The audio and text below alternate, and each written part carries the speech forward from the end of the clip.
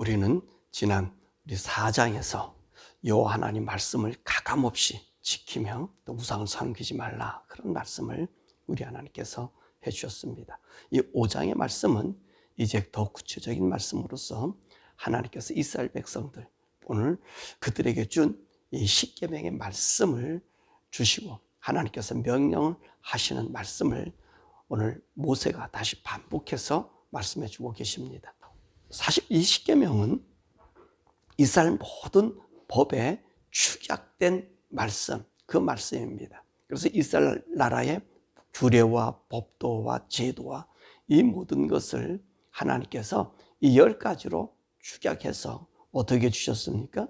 모세에게 그 돌비로 만들어서, 처음에는 하나님께서 돌비를 하나님께서 친히 그 두 돌비를 써서 두 돌비를 만들어서 그에다가 써서 주셨고요. 모세가 백성들이 우상을 숭배하니까, 송아지 우상을 숭배하니까 그 돌비를 분노함으로 던져서 깨트려서 그 사람들을 징벌하게 하고, 그 다음에 다시 하나님께서 두 돌비를 만들어 가지고 올라오라 해가지고 하나님께 가지고 올라갔더니 하나님께서 그 돌비에다가 친히 글씨를 써줘서 모세에게 준 그런 말씀입니다. 자, 그러면 이 십계명은 언제 받았는가 하는 것입니다. 십계명은요, 이스라엘 백성이 애굽에서 나와서 호렙산에 이를 한 50일 되던 그날에 이 이스라엘 백성들에게 이 십계명의 말씀을 주셨습니다. 그 십계명을 줬을 때 사람들이 모세에게 얘기하기를, 우리가 하나님 앞에 있기 너무 두려우니까 당신이 하나님의 말씀을 우리에게 전해주면 우리가 다 듣겠다, 그런 말씀을 하게 되죠. 그리고 오늘 지금 모세가 이 십계명에 대한 말씀을 다시 할 때가 언제입니까? 그로부터 40년이 지나고 난, 시내 호렙산에서 하나님의 말씀을 받고 난 40년이 지나고 난 요단강 앞 모압 평지에서 가나안 땅으로 들어가기 직전에 다시 이들에게 이 십계명을 설명해 주고 있는 것입니다. 다시 말씀해 주고 있는 거예요. 그러면 이 십계명은 지금 어디 있을까요? 이스라엘 백성 가운데 있지요. 이스라엘 백성 가운데 하나님의 법궤 안에 지금 이 십계명이 그들 속에 있어서 그 하나님 말씀을 지키라고 말씀하고 계신 것입니다. 그럼 이 십계명을 누구에게 주신 말씀인가? 2절과 3절의 말씀 보니까 이스라엘 민족에게 주신 말씀이었습니다. 오늘 여기는 모세가 얘기하기를 우리 조상에게 준 말씀이 아니다, 그렇게 얘기해요. 우리 조상이라고 하면 누구죠?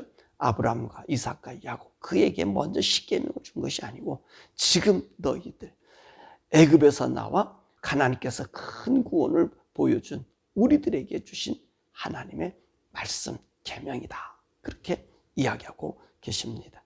자, 이 십계명을 어떻게 해야 하는가 하는 것입니다. 오늘 1절의 말씀 보니까 이 십계명을 오늘 내가 너희에게 말하는 규례와 법도를 듣고 그것을 배우며 지키게 하라, 하나님께서 지키게 하라고 말씀하십니다. 그 뒤에 이제 32절의 말씀서부터 하나님 이 말씀을 다시 반복하고 있는 거지요. 이스라엘 백성들에게 이 말씀을 지켜서 이렇게 행하게 해서 우리 하나님이 어떻게 합니까? 그들과 영원히 함께 합니다. 그들이 준 땅에서, 기업에서 복을 받게, 자루나 우루나 치우치지 말라고 말씀하고 계신 것이 이 십계명의 말씀, 우리 주님의 명령입니다.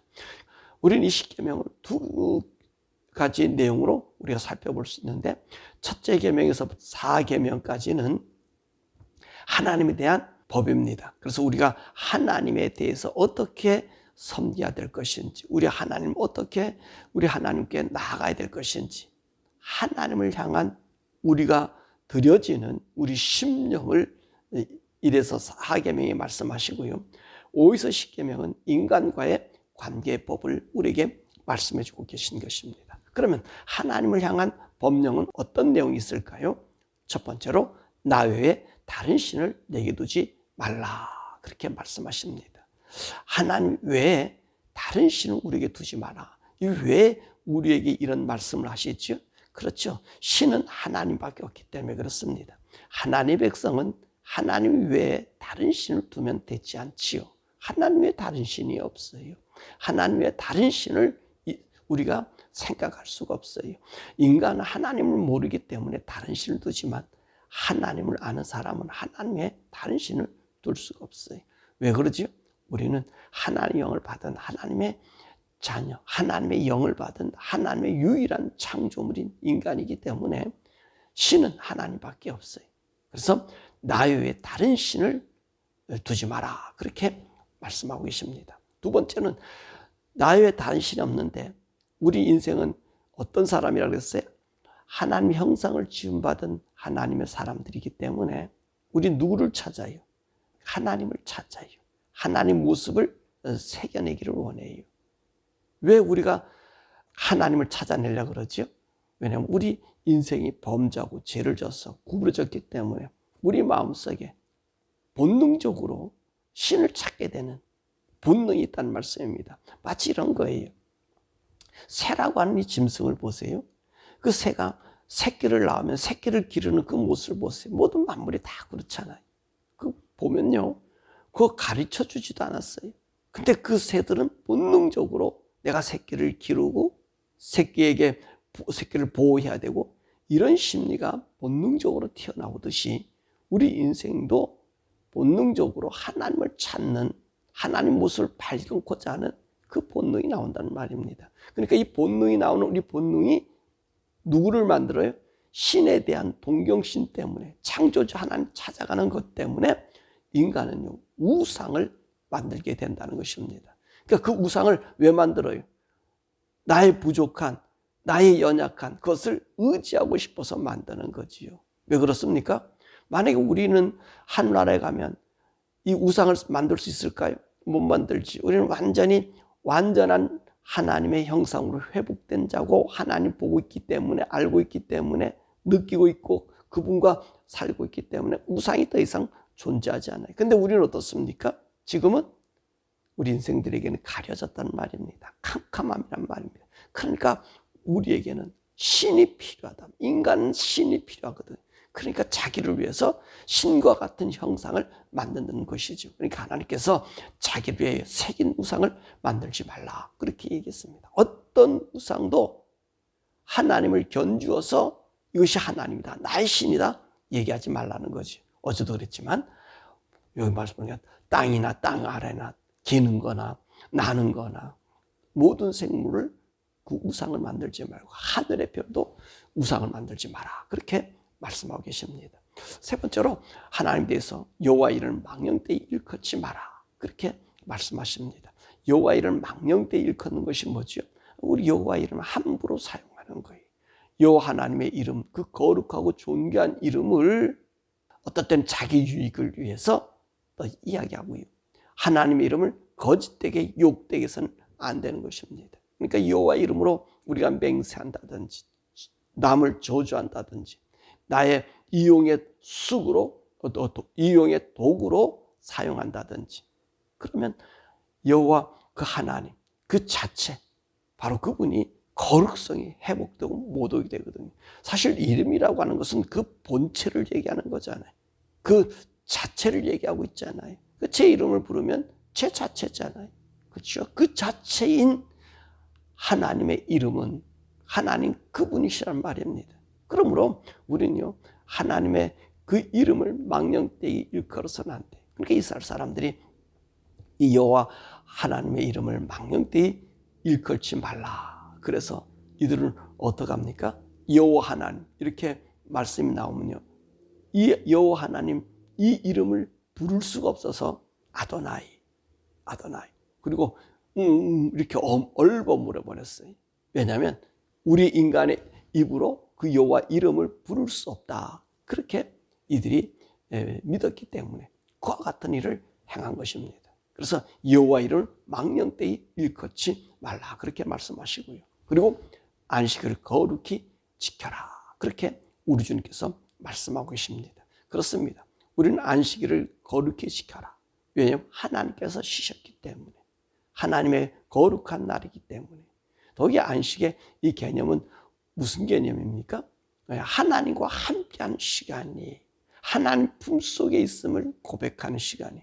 그래서 우리 하나님께서 모든 만물을 창조하시고 인간을 창조하시고 난 다음에 제일 먼저 하신 일이 뭐예요? 인간에게 일을 시키신 게 아니라 하나님과 함께 있는 것을 가르쳐 주신 거예요. 그래서 안식하신 거예요. 그분의 안식 품 안에 있게 한 거예요.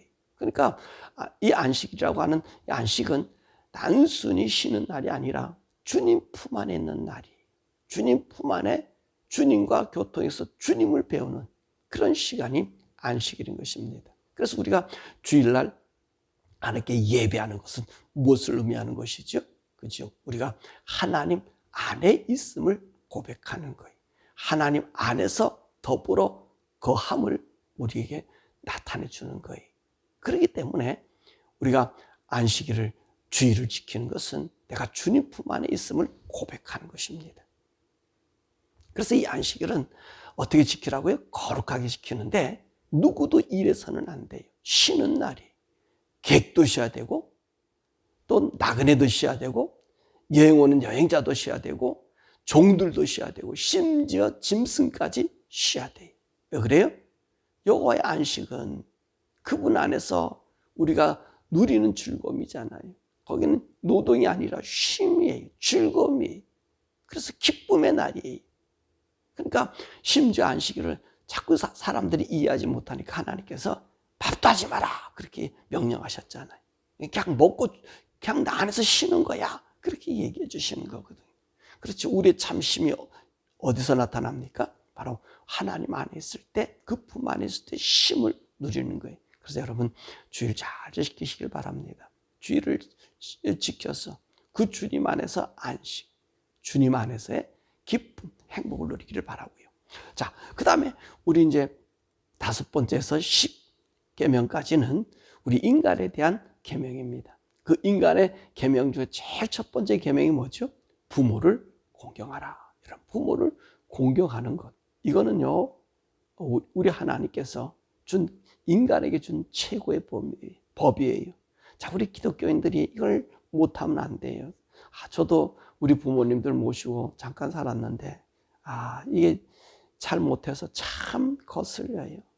참 철 좀 이렇게 제가 죽을 나이가 되니까 철이 든다고, 죽을 나이쯤 되니까 이 부모님들, 부모님 계시지 않으니까 부모님들, 그 못한 일만 자꾸 생각나잖아요. 여러분, 이 부모님들한테 잘하셔야 돼요. 부모님은요, 이 땅의 하나님이셔요.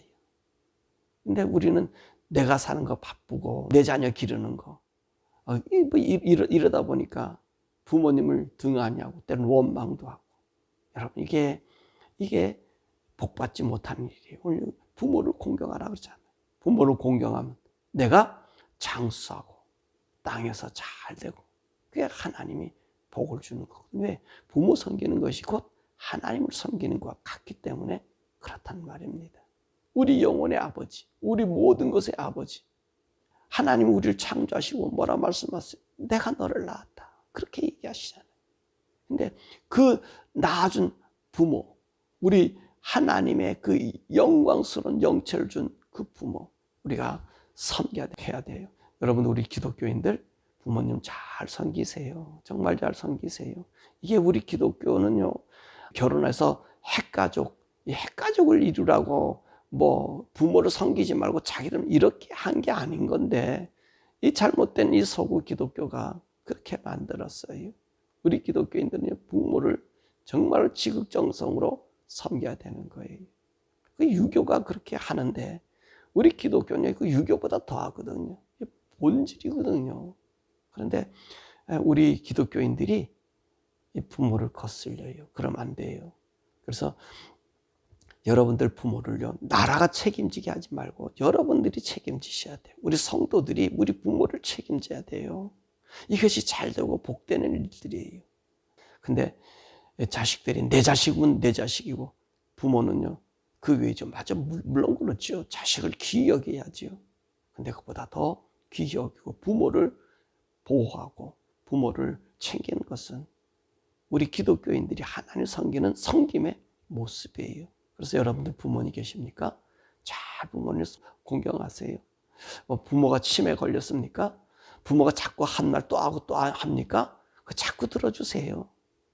그만하라고 그렇게 얘기하지 마시고, 그 부모는 그 아들밖에 없고 또 딸밖에 없고 자기 자식밖에 안 보이거든요. 누구도 안 보여요. 너무나 좋아서 그러는데 그만하라고. 여러분 그렇게 하면 안 돼요. 부모 마음 아프게 하면 안 돼요. 그 얘기 들으면 또 들어주고 그랬냐고 또 못 들은 것처럼 또 들어주고 또 들어주고. 그러면 누가 기뻐할 줄 아세요? 부모도 기뻐하지만 하나님이 기뻐하셔요.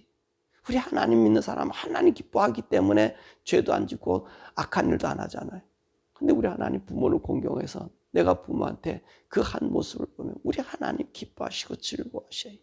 그러니까 하나님 기쁘게 하려고 우리가 주님 믿고 하나님 기쁘게 하려고 우리가 죄를 떠난 여러분들 아닙니까? 그러니까 여러분들 부모를요 정말 잘 섬기세요.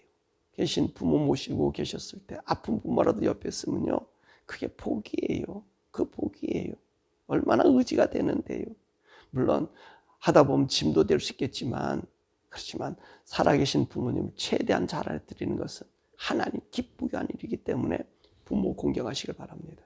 그걸 살인하지 말고 간음하지 말고 도둑질하지 말고 내 이웃에 대해 거짓 증거하지 말고 내 이웃의 집을 탐하지 말고 그렇게 말씀하셨는데 다 이건 뭡니까?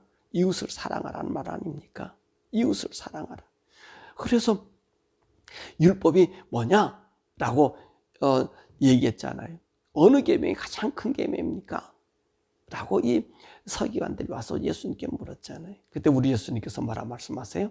하나님을 사랑하고 내 이웃을 내 몸같이 사랑하라. 이것이 온 율법이요 선자의 강령이라. 그렇게 말씀하셨잖아요. 그렇죠.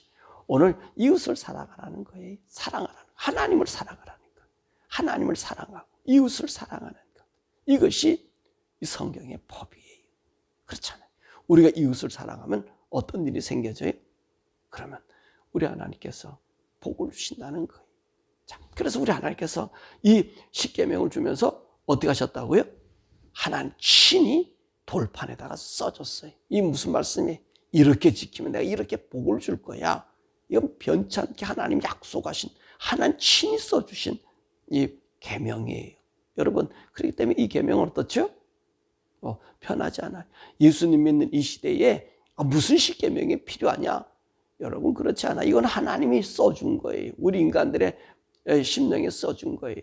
우리 인간들에게 변치 말라고. 이건 변할 수 없는 말씀이라고 써준 거예요. 이 말씀을 우리가 지켜야 되는 거예요. 우리 예수님께서 말씀하신 모든 말씀은 십계명 안에 다 있는 거예요. 십계명을 온전히 이룬다고 해도 틀린 말이 아니에요. 왜요? 영원히 살잖아요. 자, 그러면 오늘 내 말씀 보니까 이 십계명을 주셨을 때에 이 산들의 모습이 어떻겠습니까? 23절과 24절 또 4절 있잖아요. 산에 불이 타는 것처럼 보이고 캄캄함에서 나오는 그 여호와의 목소리, 위엄과 영광이 그 불 가운데서 나타나고요. 정말 그 소리만 들어도 죽을 것만 같은 그 엄청난 위엄이 우리에게 있었어요. 너무나 재밌잖아요. 불이 있는데 캄캄함이 있다는. 부들인데 그건 뭐라 하니까 이거 우리 도저히 인간은 표현할 수 없는 하나님의 위엄, 하나님의 그 영광이 우리에게 임하면서 이 말씀을 주신 거예요. 그러니까 이게 변치 않는 말씀으로 돌비에다가 새겨주신 것 아닙니까? 자, 그러니까 오늘 이스라엘 사람들이 어떻게 했어요? 그 하나님 임재를 보고 모세 보고 우리가 그 소리를 다시 들으면 죽을 것 같다. 도저히 그 소리는 우리 인생에 들을 수 없다. 이 모세를 중재자로 세우지 않았습니까? 그러니까 하나님께서 그것을 인정해 주셔서 뭐라 말씀하세요? 봤다. 저 백성들 다시 들으면 저 백성 죽을 수 있고 두려움에 빠지니까 내가 내게 말하는 것을 저 백성들이 원하는 것처럼 중재해 줘라. 그래서 모세가 이 말씀을 자기에게 중재해 줬습니다. 그러면서 우리 하나님께서 뭐라 말씀하세요? 32절과 33절의 말씀에 이 말씀을 너희들이 얻는 기업의 땅에 들어가서 지켜 행하라는 거예요. 잘 오르나 치우치지 말고 이 말씀대로 행하여 살라고 말씀하잖아요. 그래서 모세가 뭐라 말씀하세요? 이 하나님께 주신 말씀은 우리 조상들이 준 것이 아니라 바로 오늘 우리에게 준 것이다 라고 말씀하시는 거예요. 오늘 우리에게 주신 말씀. 이스라엘 백성, 즉 가나안에 들어간 그 백성들에게 말씀했잖아요. 그러나 그 말씀은요, 오늘 그들에게만 준 것이 아니라 하나님을 믿고 요 하나님을 부르는 우리에게도 주신 말씀이라는 것입니다. 그러므로 이 말씀을 우리가 지키면 하나님께서 어떤 약속을 해줘요? 10절에 말씀하셨잖아요. 10절에 뭐라고 말씀하세요? 내가 자손 1000대까지 이르러 복을 줄 것이다. 그렇게 말씀하시잖아요. 하나님의 그 이름의 영광스러움을 나타내는 우리들에게는요, 복을 주시는 거예요. 1000대까지 이르러 복을 주시는 거예요. 여러분, 우리 자손이 복을 받기를 원합니까? 그러면 하나님 말씀대로 그냥 사시면 돼요. 이 십계명의 말씀이 주께서 우리에게 주셨죠. 이 말씀대로 살면 복을 주시는 거예요. 영광의 복을 우리에게 주시는 거예요. 더경을 신약을 믿는 오늘 우리들은요, 이 십계명 이스라엘 백성들 하나님 써준 이 돌비는 저들이 어디 있는지를 몰라요. 없어졌어요. 근데 이제는 우리 예수님이 중재자, 이 모세가 중재자가 되었잖아요. 왜 그랬어요? 하나님 모세를 불러서 이스라엘 백성의 지도자로 삼으셨던 그 인간의 지도자. 그 모세는 하나님이 부르셨기 때문에 그 음성과 유사해요. 그래서 그 음성을 그 이스라엘 백성들에 전해줬어요. 근데 오늘 우리에게는 누가 나타나셨어요? 우리 예수 그리스도가 나타나셨어. 우리 죄를 위해 죽으시고 난 이후에 우리에게 어떻게 하셨어요? 우리의 중재자가 되어주시고, 그뿐만 아니라 우리에게 성령님 보내주셔가지고 이제는 두 돌비를 어디다 세워줬어요? 우리 심령에 세워줬어요. 그러니까 여러분, 우리가 예수 믿고 성령의 삶을 살면요, 이 십계명은요 자연히 우리가 이거 행할 수밖에 없고요, 행해지게 돼 있어요. 행해지게 돼 있어요. 그럼요, 우리 탐심, 욕심 얼마나 많아요. 그런데 어떻습니까? 성령님이 내게 들어와 계시면 그것을 이기잖아요. 나를 갖다 넘어뜨리려고 그러잖아요. 나를 갖다 넘어뜨리고 쓰러뜨리려고 그러잖아요. 그럴 때마다 성령님이 나를 붙잡아주고 계시잖아요. 왜 그래요? 우리 마음속에 하나님의 돌비를 새겨놨기 때문에. 그래서 신비에 새겼다 그러는 거예요.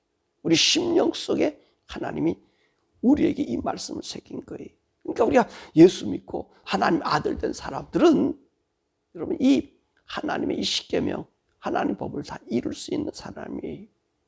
어제도 얘기했잖아요.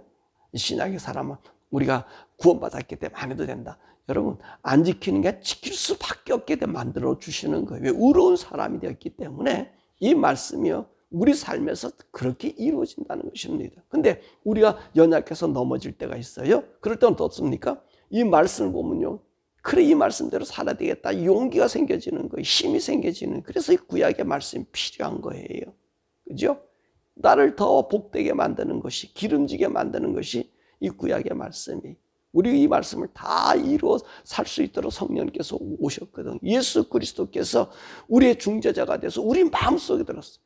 이스라엘 백성은 모세 당신 얼굴 보기 두렵습니다라고 수건을 가렸지만, 여러분, 우리 주님은요, 우리 속에 들어와 계셔요. 성령님이 우리 속에 들어와 계셔서 이 말씀대로 살 수 있는 힘을 주시고, 넘어지면 다시 일으켜 주시고, 그런 하나님의 사람은요, 자꾸 하나님께 나아가는 거예요. 그러므로 우리가 수천 대까지 복을 받는다. 1000대까지 복을 받는다. 우리는 1000대가 아니라 영원히 복을 받아요. 예수 그리스도가 우리 속에 들어와 계셨어. 성령님이 우리 속에 계셔서 인쳐 주셨어. 두 돌비로 이 맛을 지켜라 그러는데 성령님이 나를 지키도록 인도해 주시니 얼마나 우리 복 받은 사람. 예수 믿고 예수 안에서 정말 이 생명의 성령의 법이 우리를 주장하며 십계명을 이룰 뿐만 아니라 하나님 모든 말씀의 법이 그분의 의로운 가운데 정말 영광에 빛나는 우리 성도들, 말씀의 의가 세워지는 성도들, 우리 모두 되기를 주님의 이름으로 축원합니다. 오늘 우리 시간에 함께 기도하지요. 우리는 생명의 성령의 법을 받은 사람이에요. 그런 사람들은 십계명이나 구약의 말씀을 안 지켜도 된다, 그렇게 얘기하고 등한히 여기면, 이분들은 생명의 성령의 법을 받지 못한 사람이에요. 생명의 성령의 법을 받은 성령의 사람, 예수를 믿고 구원받은 사람은요, 이 법이 어때요? 우리 속에서 자연절이 이루어져요. 근데 우리도 이 세상에 살다 보면 넘어지잖아요. 그래서 성경 말씀을 우리가 보면 어떻죠? 우리 속에 용기가 생기고 힘이 생기고, 나의 잘못과 더러운 것들이 씻어지면서 하나님의 영광 속에 가게 돼요. 이게 복받은 사람이에요. 오늘도 우리 하나님께서 이 십계명을 모세를 통해서 다시 말씀해 주시는 것은 이 법을 온전히 이루고 살라는 거예요. 근데 우리 육신의 힘으로는 안 되잖아요. 성령님께서 우리를 인도해 주실 때만이 가능하잖아요. 오늘 시간에 함께 기도하기. 하나님 주신 의의 법이 저를 통해서, 우리를 통해서 하나님 모든 사람들에게 하나님의 살아계심이 우리 삶을 통해서 성령님을 따라서 움직임으로 하나님 볼 온전히 이루어드리는 우리들 되게 해달라고 우리 주여 부르고 함께 기도합니다.